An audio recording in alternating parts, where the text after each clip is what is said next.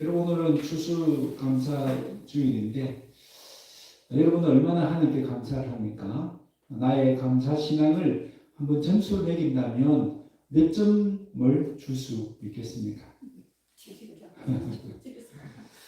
어느 목사님이 커다란 종이에다가 까만 점이 찍힌 그림을 청중들에게 보여주었습니다. 그리고 물었습니다. 여러분 이 종이에서 보이는 것이 무엇입니까? 그랬더니 청중들이 다 까만 작은 점이 보입니다 라고 대답했습니다. 목사님이 또 묻습니다. 그 외에 다른 것은 안 보입니까?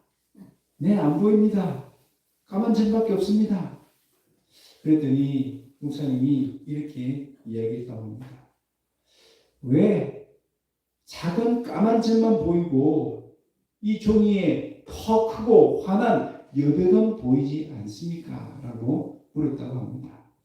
그러면서 이렇게 얘기하시는 거예요.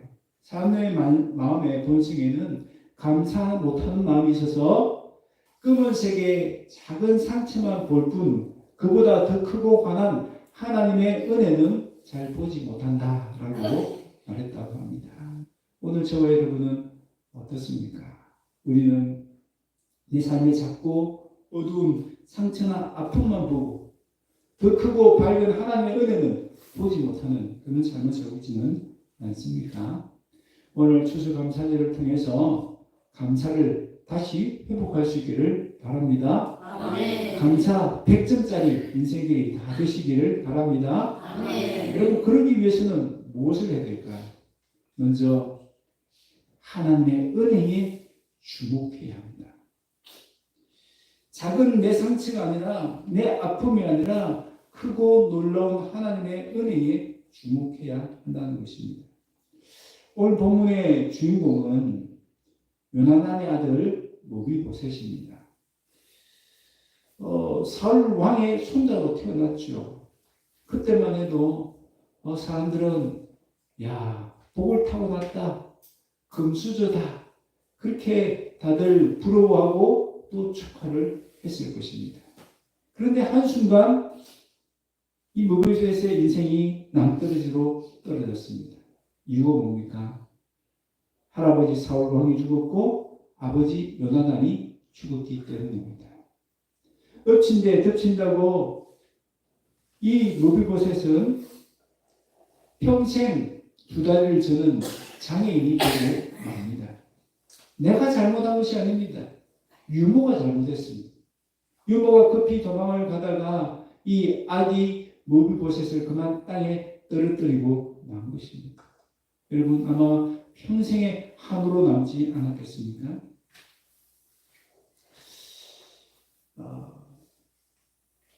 뿐만 아니라 몰락한 왕족이기 때문에 드러내놓고 자신의 신분을 밝힐 수가 없어요.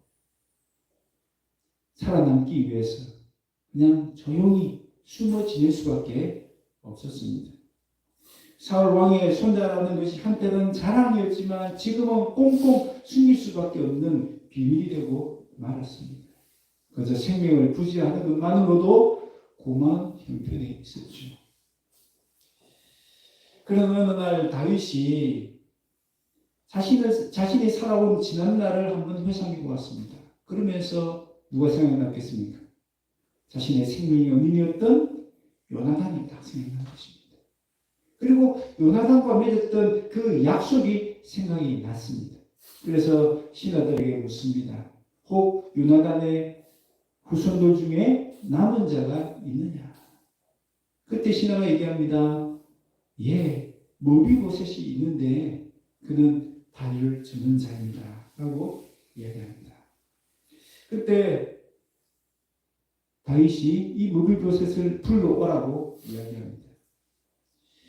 이런 부름을 받은 이 모비보셋은 가슴이 철렁 내려앉았습니다. 이유가 뭘까요?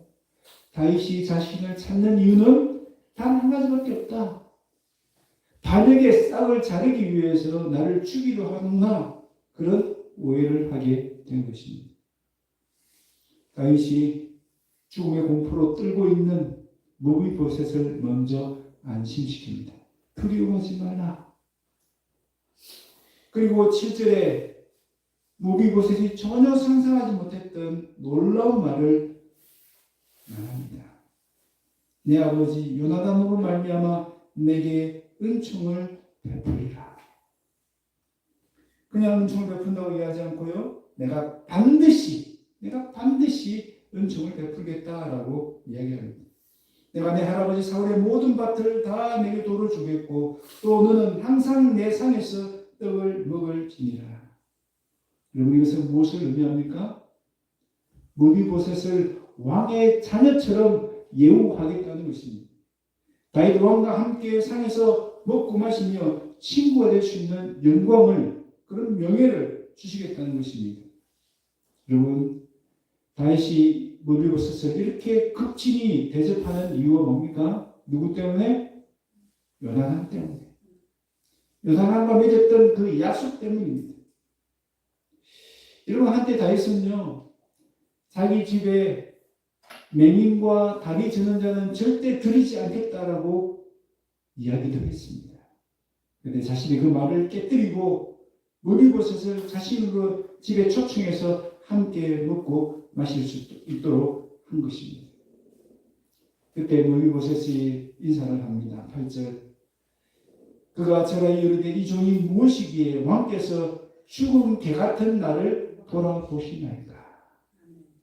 여러분, 얼만큼 감사가 큰지를 알 수가 있죠. 무비보셋은 자신의 신세가 뭐가 같았다고? 죽은 개와 같았다고 합니다. 그런 자신을 이렇게 극진히 돌봐주고 높여주시니 얼마나 감사가 깊겠습니까? 아마 평생에 감사할 이유가 생겼다고 할 수 있습니다. 다윗이 베푼 큰 은혜로 말미암아서 몰락한 왕도로 살아가는 두려움, 두 다리를 저는 장애를 안고 살아가는 비참함은 이제 작은 점으로 바뀌고 말았습니다. 무비보셋의 인생에 지금까지 그런 몰락한 왕조, 두 다리를 저는 장애는 아마 큰 어두운 점처럼 보였을 것입니다. 그러나 지금 이 크고 놀라운 은혜를 경험하고 나니까 그런 고통, 그런 아픔은 다 작은 점으로 바뀌고 만 것입니다. 그런데 여러분, 이 무비보셋의 모습은 영적으로 보면 바로 저와 여러분의 모습이라고 할 수 있습니다. 여러분 한번 생각해 보십시오. 우리도 다 하나님의 은혜를 받을 만한 자격이 있습니까? 없습니까? 없습니다. 우리가 다 하나님 앞에 죄를 지은 죄인이기 때문에 죽은 개와 같은 정말 불쌍하고 비참한 존재였습니다. 그런데 하나님 그런 저와 여러분을 구원해 주시고 왕의 자녀가 되게 해주셨습니다. 하나님과 함께 먹고 마실 수 있는 그 영광스러운 자리에 우리를 초청하시고 하나님과 친구가 될 수 있는 은혜를 주셨습니다. 얼마나 감사한 일입니까? 절대 감사, 평생 감사, 범사에 감사할 수 있는 이유를 하나님이 우리에게 주신 것입니다. 다윗이 요나단 때문에 무비보셋에게 은혜를 베푼 것처럼 하나님은 예수님 때문에 우리에게 은혜를 베풀어 주셨습니다. 오늘도 우리는 죄를 짓고 있지만 예수님이 흘리신 그 보혈의 피 때문에 우리를 용서해 주십니다. 뿐만 아니라 아침마다 늘 새롭고 새로운 은혜로 우리를 찾아오시는 것입니다. 여러분, 이 크고 놀라운 은혜를 주목할 때 우리는 저 가슴 밑바닥 위에서부터 우러나오는 감사를 드릴 수 있습니다. 영혼 깊은 곳에서부터 찬송이 터져 나올 수 있습니다. 환경이 좋을 때뿐만 아니라 좋지 않을 때도 감사할 수 있습니다. 여러분, 잘 될 때는 은혜를 베푸시고 순풍을 주신 하나님께 감사할 수 있고요. 반대로 일이 잘 풀리지 않을 때는 그 역풍의 자리에서도 나와 함께 하시는 하나님의 은혜로 말미암아 감사할 수 있습니다. 여러분 인생의 모든 불행과 아픔과 고난을 작은 점으로 바꾸어 주신 그 하나님의 은혜를 주목하십시다. 그래야 해서 오늘도 내일도 항상 함께 하시는 하나님의 은혜로 말미암아 범사에 감사할 수 있는 저희들 되시기를 바랍니다. 또한 우리가 감사를 회복하기 위해서는 우리를 향하신 하나님의 선하신 계획을 믿고 기대해야 합니다. 여러분, 머리버섯은 평생에 걸쳐서 감사할 수 있는 충분한 이유가 생겼습니다. 그렇지 않습니까? 몰락한 왕족이 생명을 부지하는 것만도 다행인데 그것뿐만이 아니잖아요. 죽은 개와 같은 그를 당당하게 왕의 자녀들과 함께 왕과 함께 식사를 하는 그 영광을 누리고 있습니다. 하나님이 머리버섯에게 평생 감사할 수 있는 마르지 않는 은혜의 샘을 허락해 주신 것이죠. 이런 놀라운 은혜를 받았다면 아마 머리버섯은 평생 항상 모든 일에 감사하지 않았을까 그렇게 상상이 되십니까? 네. 예, 그건 우리 생각이고요. 현실을 한번 생각해 보십시오. 현실을.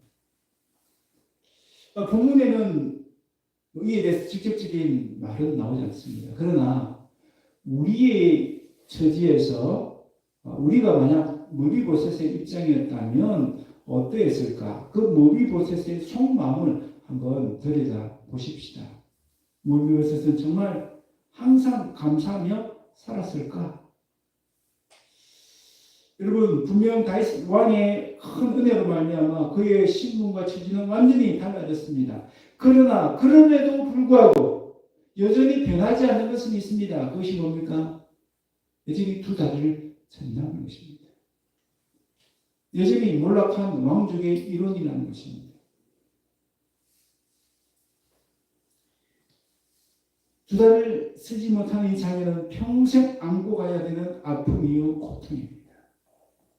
또한 이렇게 큰 은혜를 받았다고 해서 사라지거나 지워지지 않습니다.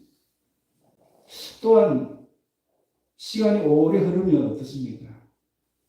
우리도 그렇잖아요. 아무리 고마운 사람, 고마운 일을 경험해도 시간이 점점 흐르면 그 감사는 정도도 그 마음도 점점 줄어들지 않습니까? 어쩌면 처음의 감동도 점점 사라질 수 있었을 것입니다. 그리고 지금 왕의 식탁에서 함께 먹고 있는 것을 그냥 당연한 것처럼 여겨질 수도 있습니다. 그러다 보면 그 크고 놀라운 은혜를 경험했음에도 불구하고 감사보다는 여전히 남아있는 장애 때문에 여전히 함께 먹고 있는 다른 왕의 자녀들을 눈치를 살펴야 되는 것 때문에 한편에는 섭섭한 마음, 누굴 향한? 하나님을 향한 섭섭한 마음. 왜 하필이면 나를 이 몰락한 왕족의 이름으로 태어나게 하시는지, 왜 하필이면 그 조심성 없는 유모를 만나게 하셔서 이 평생 장애를 안고 살아가게 하시는지, 그런 하나님을 향한 그 원망하는 마음도 생기지 않았을까요? 감사는 서서히 줄어들고 불평은 점점 늘어났을지도 모릅니다. 거신 은혜를 받았지만 여전히 그에게 있는 아픔과 고통의 문제가 다 해결되지 않았기 때문에 감사와 불평 사이를 오가는 마치 온탕과 냉탕을 오가는 것처럼 그렇게 살았을지도 모릅니다. 그의 심령의 은혜가 충만할 때는 하나님께 대한 감사가 넘쳤겠지만 그 은혜의 배터리가 떨어지면, 방전되어지면 자신이 한 걸음도 자신의 힘으로 걸어갈 수 없는 것 때문에 절망하고 낙심하지 않았을까요? 어쩌면 불편한 다리를 안고 살아가는 자신에 대한 연민이 더 커졌을지도 모릅니다. 왜냐하면 잘 나가는 왕의 다른 자녀들과 자신을 자꾸 비교할 수밖에 없기 때문입니다. 여러분, 우리가 이렇게 머리버섯의 마음을 상상할 수 있는 이유가 무엇입니까? 우리도 머리버섯처럼 하나님의 그 큰 놀라운 은혜를 받았음에도 불구하고 그 은혜를 잊어버리고 오히려 감사치 못하는 그런 모습들이 우리에게 많이 있기 때문입니다. 우리도 너무나 쉽게 하나님의 풍성한 은혜를 잊어버릴 때가 많지 않습니까? 때로는 십자가의 그 놀라운 은혜를 당연하게 생각하지는 않습니까? 그래서 십자가를 묵상해도 감사가 나오지 않을 때가 있는지도 모릅니다. 오히려 내게 여전히 남아있는 상처, 아픔 때문에, 이루어지지 않은 소원 때문에, 삶의 여전히 어려운 환경 때문에 하나님께 받은 은혜를 작은 것으로 여기기도 합니다. 여러분, 이렇게 감사의 문이 닫히고 불평의 문이 열릴 때 어떻게 해야 합니까? 그때 우리는 이 말씀을 기억해야 합니다. 한번 따라합시다. 너는 범사에 그를 인정하라. 여기서 그가 누구죠? 하나님이죠. 하나님을 인정하는 것입니다. 하나님을 인정한다는 것이 무엇입니까? 하나님의 선하신 계획을 믿고 기대하라는 것입니다. 하나님이 나를 가장 좋은 길로, 가장 복된 길로 인도하실 것을 믿고 기대하라는 것입니다. 하나님이 내 인생의 주인이심을 인정하라는 것입니다. 주인 대신 하나님이 나에게 가장 좋은 길로 인도하실 것을 기대하라는 것입니다. 여러분, 드라마나 영화를 치면 하나님이 가장 적합하고 가장 좋은 계획을 맡겨주셨다는 것을 믿고 기대하라는 것입니다. 여러분, 모비보셋의 입장에서 생각해 보십시다. 겉으로 보면 모비보셋은 결코 좋은 계획이 아닙니다. 그죠? 화려한 주인공이 아니잖아요. 근데 조율이잖아요. 여러분, 어찌 보면 감사할 이유보다 감사하지 못할 이유가 모비보셋에는 더 많이 있습니다. 그런데 여러분, 요즘 다니엘 기도의 간증자들의 간증을 보면서 은혜를 많이 받지 않습니까? 그걸 좀 부럽지 않습니까? 하나님 정말 큰 복을 받았구나. 큰 은혜를 경험하는구나. 부럽지 않나요? 그런데 그분들의 공통점이 다 있습니다. 어떤 공통점이 있습니까? 하나같이 다 우리가 볼 때 너무 크고 어렵고 힘든 그 고난들, 아픔들, 그런 슬픔들을 다 경험하셨다는 것입니다. 그런데 그들이 공통적으로 고백하는 것이 뭡니까? 오히려 그것이 나에게 복이었습니다. 오히려 그것 때문에 내가 하나님을 만나게 되었습니다. 오히려 그것 때문에 하나님의 더 큰 기적을 경험했습니다. 그것 때문에 더 큰 하나님의 영광을 경험했습니다. 그런 고백들이 터져 나오지 않습니까? 여러분, 그 고난의 작은 점이 오히려 그들에게 복이었고 감사거리가 되었다라고 고백하고 있지 않습니까? 여러분, 시편 119편에도 보면 그 저자가 뭐라고 고백합니까? 고난 당한 것이 오히려 내게 유익이었습니다 라고 고백합니다. 여러분, 아마 모비보셋이 살아있다면 이 모비보셋도 다니엘 기도의 간증자가 되지 않았을까요? 여러분, 하나님은 선하십니다. 하나님은 선하십니다. 우리는 그 하나님의 선하신 성품을 믿어 드려야 합니다. 또한 그 선하신 하나님은 우리를 향한 선하신 계획이 있습니다. 그래서 우리가 볼 때는 너무 크고 무거운 이 고난의 점이 하나님은 나를 향한 뜻이 있다는 것입니다. 욥을 보세요. 하나님 그 욥에게 그 고난 통해서 그를 연단해 주셨지 않습니까? 그래서 나는 정금같이 나왔다라고 욥이 고백하고 있지 않습니까?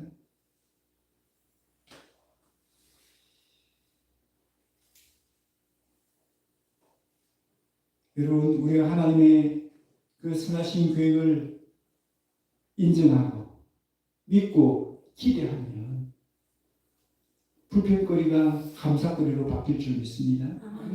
메말랐던 감사의 샘이 터지고 다시 감사의 꽃을 피울 수 있을 줄로 믿습니다. 여러분, 내가 원하는 대로 삶이 펼쳐지지 않을 수 있습니다. 내 뜻대로 일들이 풀리지 않을 수도 있습니다. 그럼에도 우리가 감사할 수 있는 이유가 뭡니까? 하나님은 우리에게 더 좋은 길로, 더 나은 삶으로 우리를 인도해 주시기 때문입니다. 나의 갈 길 다가도록 예수 인도하시니 내 주 안에 있는 그 어찌 의심하리요. 믿음으로 사는 자는 하늘 위로 받겠네. 무슨 일을 만나든지 만사형통하리라. 무슨 일을 만나도 뭔다고요? 만사형통하리라. 여러분, 이 정말 아름다운 고백, 정말 이 믿음의 고백을 남긴 사람이 누구냐면요, 환희 크루스비라는 맹인 작사가입니다. 여러분, 우리가 생각할 때는 만사형통했으니까 모든 일이 이제 다 해결됐구나, 아픔은 다 사라졌고 슬픔은 다 사라졌구나. 아니요. 환희 크루스비 여사는 평생 소경으로 지낼 수밖에 없었습니다. 기적적으로 나아서 눈이 떠져서 감사하고 만사형통하다라고 고백하는 것이 아닙니다. 그는 여전히 죽을 때까지 평생 소경이라는 그 아픔, 그 고통을 안고 살아가야 했습니다. 그런데 이렇게 놀라운 고백을 할 수 있는 이유가 뭘까요? 여러분, 이분은요, 자신을 그렇게 만든 의사를 원망하고 불평할 만하잖아요. 그런데 이렇게 합니다. 다시 내가 그 의사를 만나면 그분에게 왜 그렇게 했냐고 뭐라는 것이 아니고 오히려 뭐라 한다고요? 감사합니다 인사하겠다는 거예요. 왜냐하면 자신이 그 소경된 것 때문에 하나님으로부터 받은 축복이 너무나 크기 때문에 그 고통 속에 있음으로 말미암아 하나님의 깊은 은혜를 체험하게 되고 정말 아름다운 가사를 다 길어낼 수 있었기 때문이다라고 고백합니다. 그녀는 평생 팔천국의 찬송시를 지어서 많은 성도들에게 은혜와 감동을 끼쳤습니다. 그녀는 이렇게 얘기합니다. 내가 만약 이런 육체적인 어둠의 고통이 없었다면 어찌 그 하나님께 집중하고 어찌 그 하나님의 놀라운 그 은혜를 찬양의 가사로 만들어낼 수 있었을까? 라고 얘기합니다.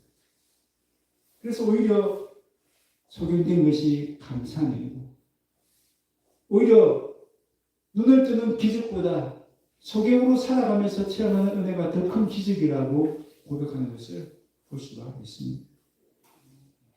여러분, 하나님은 환희 크루스비 여사에게 선하고 놀라운 계획을 가지고 계셨고 그것을 하나하나 이루어 주신 것입니다. 여러분 인생의 무거운 짐들, 아픈 상처들, 흰 여백에 전처럼 깜찍해서 보기 싫은 그 작은 점들, 그것이요, 어찌 보면 하나님의 선하신 계획이라는 관점에서 보면 결코 불평거리가 아니고 문제거리가 아니고 오히려 축복으로 변할 수 있고 오히려 감사거리로 바뀔 수 있다는 것입니다. 그러기 위해서는 어떻게 해야 됩니까? 그러기 위해서는 믿어드려야 됩니다. 하나님의 선하심을 믿어야 됩니다. 하나님이 나를 향한 선하신 계획이 있다는 것을 믿어드려야 됩니다.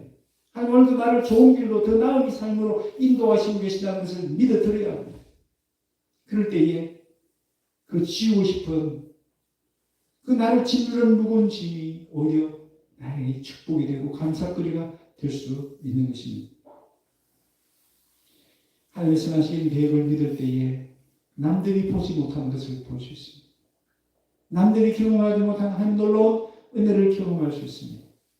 그것이 우리에게 축복이 되고 우리의 감사거리가 되어질 줄 믿습니다.